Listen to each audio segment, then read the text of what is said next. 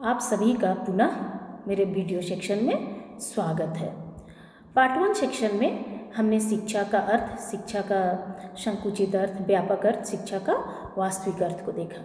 अब हम देखते हैं कि दर्शन का क्या अर्थ है।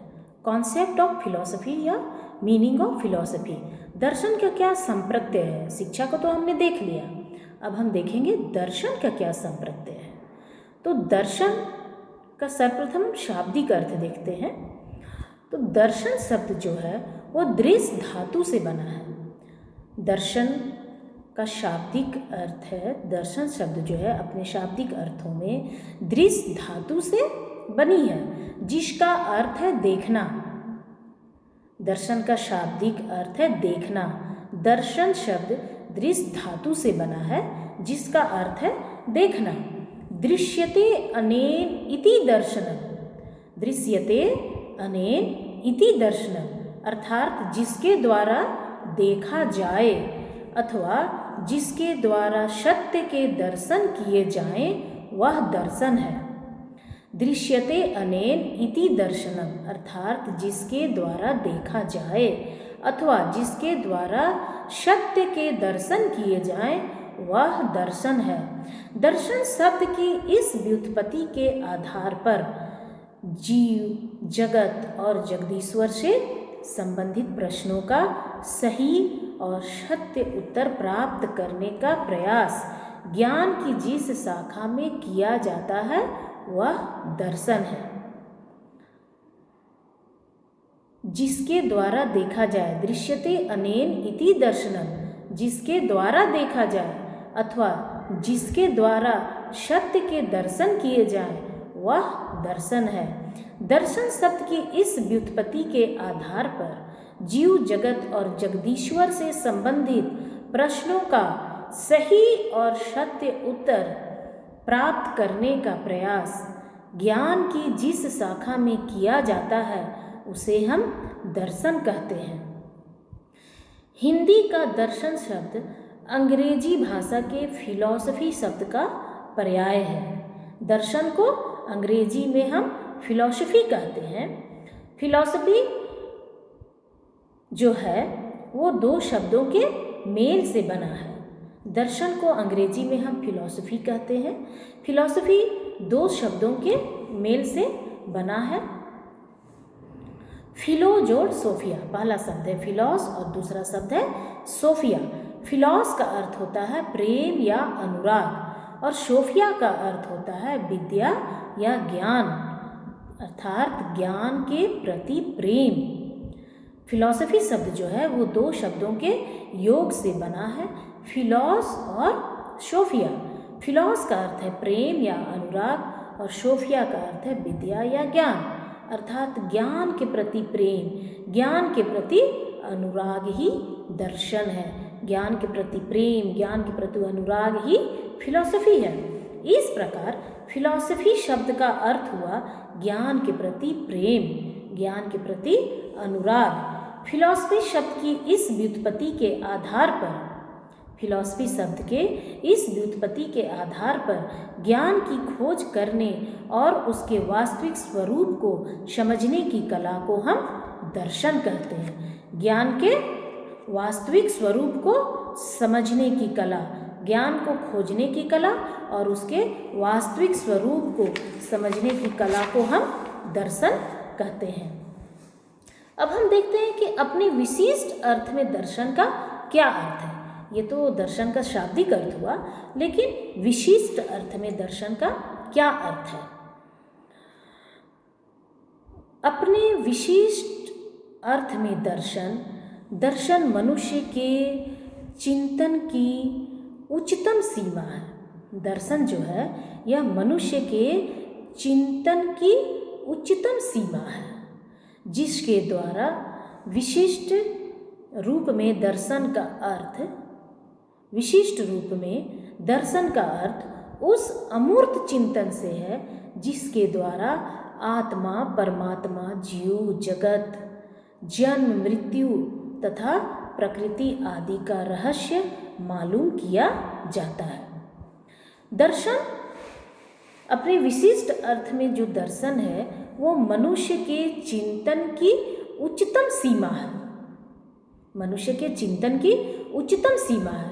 विशिष्ट रूप से दर्शन का अर्थ उस अमूर्त चिंतन से है जिसके द्वारा आत्मा, परमात्मा, जीव, जगत, जन्म, मृत्यु तथा प्रकृति आदि के रहस्य को मालूम किया जाता है। ज्ञान, अज्ञान, ज्ञान क्या है, अज्ञान क्या है, ज्ञान प्राप्त करने के साधन क्या है, और मनुष्य के करणीय और अकरणीय कर्म, वैसे कर्म जो आपने खुद किए हैं और अकरणीय कर्म जो आपके द्वारा किया गया है। तो ज्ञान, अज्ञान, ज्ञान क्या है, अज्ञान क्या है, ज्ञान प्राप्त करने के साधन क्या है, मनुष्य के करणीय अकरणीय कर्मों का तार्किक विश्लेषण या तार्किक विवेचन किया जाता है। कहाँ? दर्शन में। जैसे मनुष्य क्या है, मनुष्य क्या है, मनुष्य का जीवन क्या है, सृष्टि क्या है, यह जगत क्या है, मनुष्य क्या है, क्या जीवन क्या है, मृत्यु क्या है, मनुष्य क्या है, जीवन क्या है, मृत्यु क्या है, क्या मृत्यु जीवन का अंत है या मृत्यु के बाद भी कोई जीवन है, इत्यादि ऐसे अनेक प्रश्न हैं जिनका उत्तर जानने के लिए हमें दर्शन का अध्ययन करना पड़ता है। एक बार और सुनिएगा। मनुष्य क्या है, जीवन क्या है, सृष्टि क्या है, जगत क्या है, मनुष्य, मृत्यु क्या है, क्या मृत्यु जीवन का अंत है, मृत्यु के बाद भी कोई जीवन है, इत्यादि प्रश्नों तथा इस प्रकार के अनेक प्रश्नों पर चिंतन करके चिरंतर सत्य का उद्घाटन करना ही दर्शन का मुख्य विषय है। इस प्रकार के प्रश्नों का उत्तर खोजना ही दर्शन का मुख्य विषय है। अब हम देखते हैं दर्शन का व्यापक अर्थ। जिस तरह हमने शिक्षा का व्यापक अर्थ देखा, उसी तरह हम दर्शन का व्यापक अर्थ देखते हैं। Wider meaning of philosophy. व्यापक अर्थ में दर्शन का अर्थ केवल आत्मा, परमात्मा, जीव, जगत और प्रकृति के स्वरूप की व्याख्या करने तक ही सीमित नहीं है। व्यापक अर्थ में दर्शन का अर्थ केवल आत्मा, परमात्मा, जीव, जगत और प्रकृति के स्वरूप की व्याख्या करने तक ही सीमित नहीं है, वरन इसके अंतर्गत मानव जाति, उसके द्वारा विकसित ज्ञान विज्ञान, उसकी समस्याओं और उसकी भौतिक तथा अभौतिक उपलब्धियों की तर्कपूर्ण एवं क्रमबद्ध विवेचना की जाती है। व्यापक अर्थ में प्रकृति और मानव जीवन से किसी भी रूप में संबंधित वस्तुओं से संबंध में तर्कपूर्ण, विधि सम्मत और क्रमिक रूप से विचार करने की कला का नाम ही दर्शन है। और वे सभी दार्शनिक हैं जो किसी कार्य को करने से पूर्व भली प्रकार से चिंतन और मनन करते हैं। क्या देखें हम कि व्यापक अर्थ में दर्शन का अर्थ केवल आत्मा, परमात्मा, जीव, जगत और प्रकृति के स्वरूप की व्याख्या करने तक ही सीमित नहीं है, वरन इसके अंतर्गत मानव जाति, उसके द्वारा विकसित ज्ञान विज्ञान, उसकी समस्याओं और उसकी भौतिक तथा अभौतिक उपलब्धियों की तर्कपूर्ण एवं क्रमबद्ध विवेचना की जाती है। व्यापक अर्थ में प्रकृति और मानव जीवन से किसी भी रूप में संबंधित वस्तुओं से संबंध में तर्कपूर्ण, विधि सम्मत और क्रमिक रूप से विचार करने की कला का नाम ही दर्शन है। और वे सभी दार्शनिक हैं जो किसी कार्य को करने से पूर्व भली प्रकार से चिंतन और मनन करते हैं। अब हम देखते हैं दर्शन की परिभाषा। रॉस बहुत बड़े दर्शन शास्त्री हैं। रॉस परिभाषित करते हुए दर्शन को कहते हैं कि फिलॉसफी और शिक्षा एक ही सिक्के के दो पहलू हैं। फिलॉसफी सैद्धांतिक पक्ष है और शिक्षा उसका व्यवहारिक पक्ष है। फिलॉसफी और शिक्षा एक ही सिक्के के दो पहलू हैं। फिलॉसफी सैद्धांतिक पक्ष है और शिक्षा उसका व्यवहारिक पक्ष है। शिक्षा और दर्शन एक ही सिक्के के दो पहलू हैं।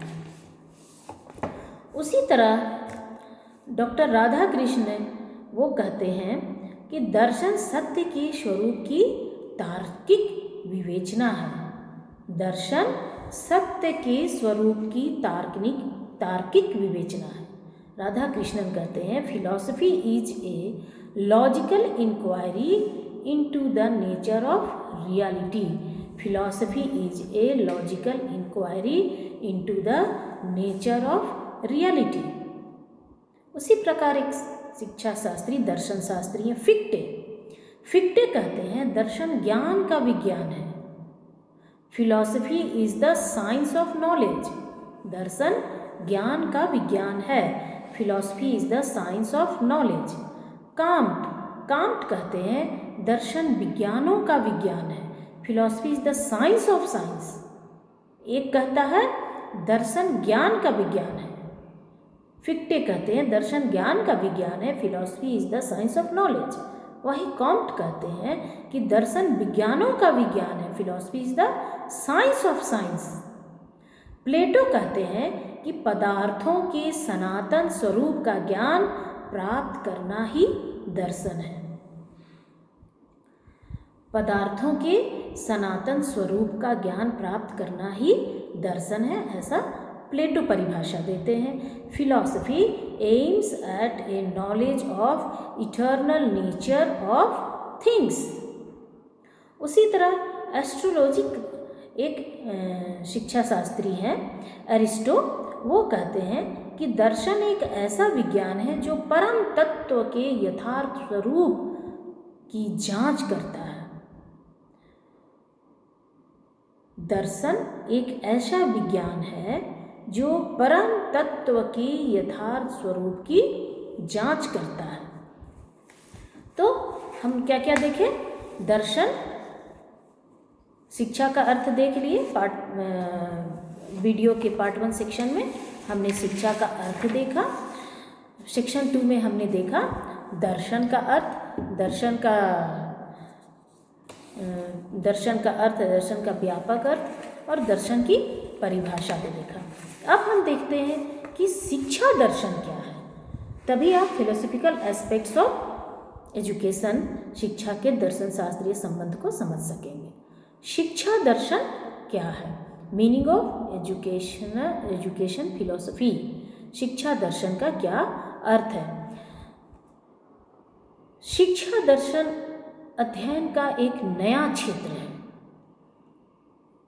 शिक्षा दर्शन जो है वह अध्ययन का एक नया क्षेत्र है जो शिक्षा और दर्शन दोनों का ही है। शिक्षा दर्शन एक अध्ययन का क्षेत्र है जो शिक्षा और दर्शन दोनों का ही है।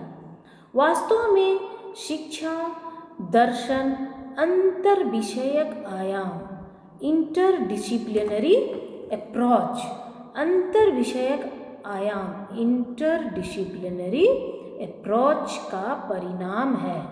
शिक्षा दर्शन अध्ययन का नया क्षेत्र है जो शिक्षा और दर्शन दोनों का ही है। वास्तव में शिक्षा दर्शन के अंतर विषयक आयाम, इंटरडिसिप्लिनरी अप्रोच का परिणाम है। इस आयाम का उपयोग अन्य विषयों में भी किया जाता है। इंटरडिसिप्लिनरी अप्रोच का उपयोग जो है वह अन्य विषयों में भी किया जाता है। शिक्षा के क्षेत्र में इस आयाम का विशेष योगदान है। शिक्षा के क्षेत्र में इस आयाम का विशेष योगदान है। शिक्षा मनोविज्ञान, शिक्षा तकनीक, शिक्षा समाजशास्त्र आदि इसी के परिणाम है। अंतर विषयक आयाम का जो है वो शिक्षा के क्षेत्र में बहुत योगदान है। इंटरडिसिप्लिनरी अप्रोच का शिक्षा के क्षेत्र में विशेष योगदान है और उसी के परिणाम स्वरूप शिक्षा मनोविज्ञान, शिक्षा तकनीकी, शिक्षा समाजशास्त्र आदि विषयों का उद्भव हुआ है। शिक्षा संबंधी समस्याओं का समाधान, शिक्षा संबंधी समस्याओं का समाधान एक दार्शनिक ही कर सकता है। शिक्षा संबंधी समस्याओं का समाधान एक दार्शनिक ही कर सकता है। शिक्षा संबंधी मूल प्रश्नों का उत्तर भी दर्शन द्वारा ही दिया जा सकता है। शिक्षा संबंधी मूल प्रश्नों का उत्तर भी हम दर्शन द्वारा दे सकते हैं। उदाहरण के लिए समाज के द्वारा इस आवश्यकता का अनुभव किया गया है कि समाज के द्वारा इस आवश्यकता का अनुभव किया गया है कि छात्रों के सामाजिक सक्षमता का विकास किस प्रकार किया जाए, क्योंकि हमारी वर्तमान शिक्षा ऐसे नागरिकों को तैयार नहीं कर पा रही है जो समाज में अपना स्थान बना सके। हम उदाहरण में क्या देख रहे हैं कि समाज के द्वारा इस आवश्यकता का अनुभव किया गया कि छात्रों में सामाजिक सक्षमता का विकास किस प्रकार किया जाए, क्योंकि हमारी वर्तमान शिक्षा व्यवस्था ऐसे नागरिकों को तैयार नहीं कर पा रही है जो समाज में अपना स्थान बना सके और जीविकोपार्जन कर सके। दार्शनिकों द्वारा इस समस्या का चिंतन करके उन्होंने आर्थिक मूल्यों की दृष्टि से व्यावसायिक शिक्षा का सुझाव दिया। दार्शनिकों द्वारा इस समस्या का चिंतन करके उन्होंने आर्थिक मूल्यों की दृष्टि से व्यावसायिक शिक्षा का सुझाव दिया, जिसके परिणाम स्वरूप शिक्षा में एक नया उद्देश्य सम्मिलित किया गया, जिसे व्यावसायिक शिक्षा कहा जाता है, जिसे व्यवसाय की शिक्षा देना कहा जाता है। इस उद्देश्य की प्राप्ति के लिए एक विशेष प्रकार की शिक्षा संस्थाओं इस उद्देश्य की प्राप्ति के लिए एक विशेष प्रकार की शिक्षा संस्थाओं, पाठ्यक्रम, विधियों आदि को विकसित किया गया। इस प्रकार से जो नया क्षेत्र, नया ज्ञान विकसित होगा उसे अंतर विषयक आयाम कहते हैं। नया जो ज्ञान विकसित हम करेंगे उसे ही हम इंटरडिसिप्लिनरी अप्रोच कहते हैं, अंतर विषयक आयाम कहते हैं। दर्शन एवं शिक्षा ने सामाजिक समस्याओं के संदर्भ में चिंतन करके जो समाधान दिया, दर्शन एवं शिक्षा ने सामाजिक समस्या के संदर्भ में चिंतन करके जो समाधान दिया, उस पाठ्य वस्तु को शिक्षा दर्शन की संज्ञा दी जाती है। दर्शन एवं शिक्षा ने सामाजिक समस्या के संदर्भ में चिंतन करके जो समाधान दिया, उस पाठ्य वस्तु को शिक्षा दर्शन की संज्ञा दी जाती है। यह नया अध्ययन का क्षेत्र होगा जिसमें दोनों की भागीदारी होगी। यह अध्ययन का नया क्षेत्र होगा जिसमें दोनों की भागीदारी होगी। उपरोक्त विवेचन के आधार पर, हमने अभी जो विवेचना किया उसके आधार पर हम कह सकते हैं कि शिक्षा दर्शन में शिक्षा संबंधी समस्याओं को दार्शनिक दृष्टिकोण और दार्शनिक विधियों से हल करने की दार्शनिक प्रक्रिया सम्मिलित होती है। विवेचना के आधार पर हम कह सकते हैं कि शिक्षा दर्शन में शिक्षा संबंधी समस्याओं को दार्शनिक दृष्टिकोण और दार्शनिक विधियों से हल करने की दार्शनिक प्रक्रिया सम्मिलित होती है, जिससे विशिष्ट दार्शनिक निष्कर्षों और परिणामों पर पहुंचा जा सकता है। दर्शन का यह अध्ययन क्षेत्र जिसमें शिक्षा की समस्याओं का अध्ययन किया जाता है, दर्शन का यह क्षेत्र जिसमें शिक्षा की समस्याओं का अध्ययन किया जाता है और दोनों की समस्याओं के समाधान को प्रस्तुत करते हैं, उसे शिक्षा दर्शन कहा जाता है। दर्शन जीवन की समस्याओं को दार्शनिक दृष्टिकोण से समझने का प्रयास करता है और उसके लिए जो समाधान दिया जाता है उसे शिक्षा व्यवहारिक रूप में देती है।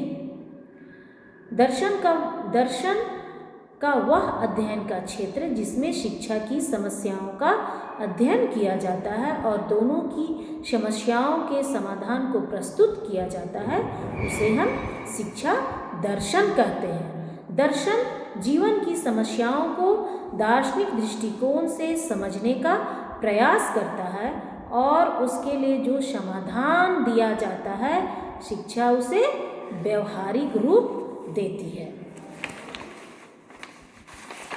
आगे हम देखते हैं शिक्षा दर्शन की परिभाषा। शिक्षा दर्शन की क्या परिभाषा है? शिक्षा दर्शन शिक्षा की समस्याओं के अध्ययन में दर्शन का प्रयोग है। हंडरसन एक शिक्षा शास्त्री हैं, दर्शन शास्त्री हैं। वे कहते हैं कि शिक्षा दर्शन शिक्षा की समस्याओं के अध्ययन में दर्शन का प्रयोग है।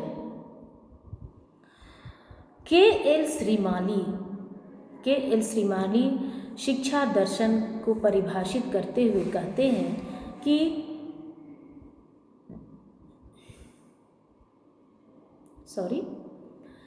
के.एल. श्रीमाली शिक्षा दर्शन को परिभाषित करते हुए कहते हैं कि शिक्षा शास्त्री का कार्य देश के दर्शन की पुनर्रचना करना और मूल्यों की पुनर्परिभाषित करना है। शिक्षा शास्त्री का कार्य देश के दर्शन की पुनर्रचना करना और मूल्यों को पुनर्परिभाषित करना है, जिससे कि वे मूल्य और परिवर्तनशील जीवन एवं विचार का स्पष्टीकरण कर सकें।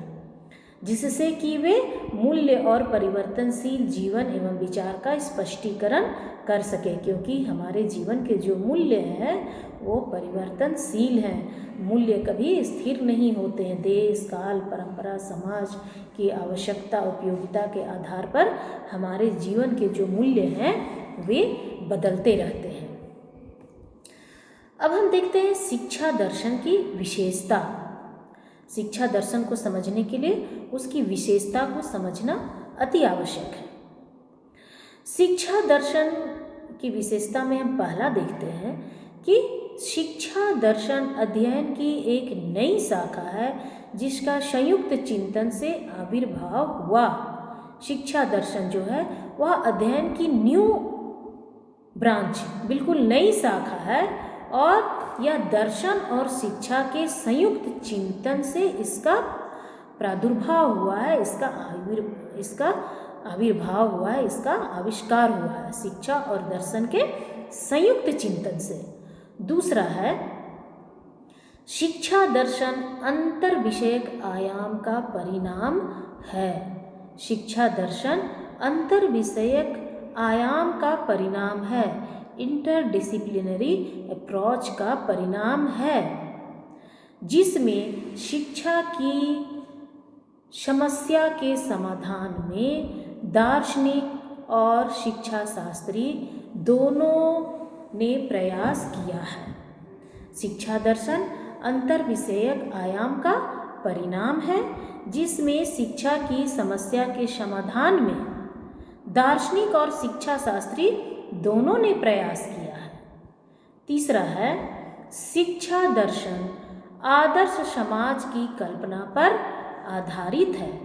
शिक्षा दर्शन जो है वह आदर्श समाज की कल्पना पर आधारित है। चौथा है शिक्षा दर्शन सामरिक है।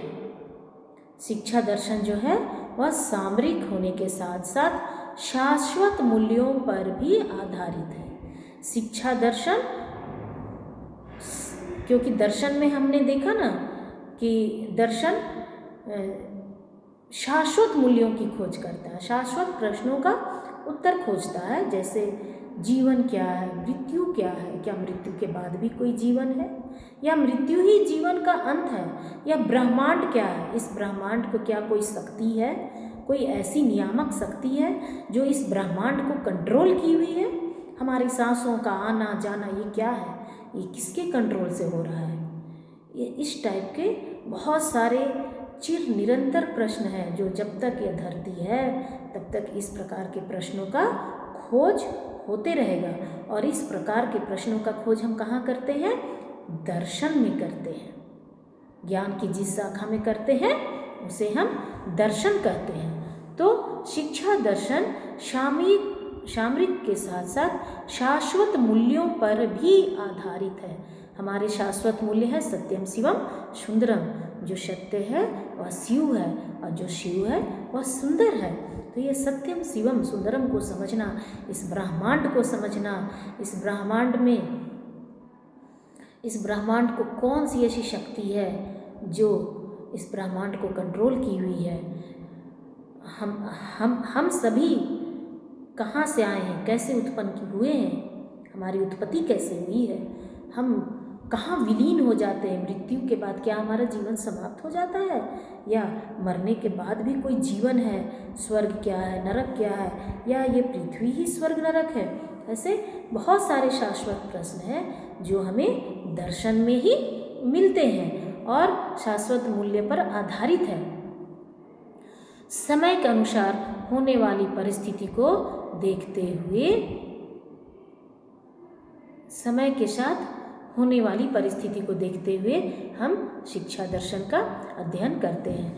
5वां है शिक्षा दर्शन के अंतर्गत शिक्षा संबंधी समस्याओं का तार्किक चिंतन करके, तर्क पर आधारित चिंतन, तार्किक चिंतन करके समाधान प्रस्तुत किया जाता है और उसका शिक्षा में व्यवहारिक रूप विकसित किया जाता है। शिक्षा दर्शन के अंतर्गत शिक्षा संबंधी समस्याओं का तार्किक चिंतन करके समाधान प्रस्तुत किया जाता है और उसका शिक्षा में व्यवहारिक रूप विकसित किया जाता है।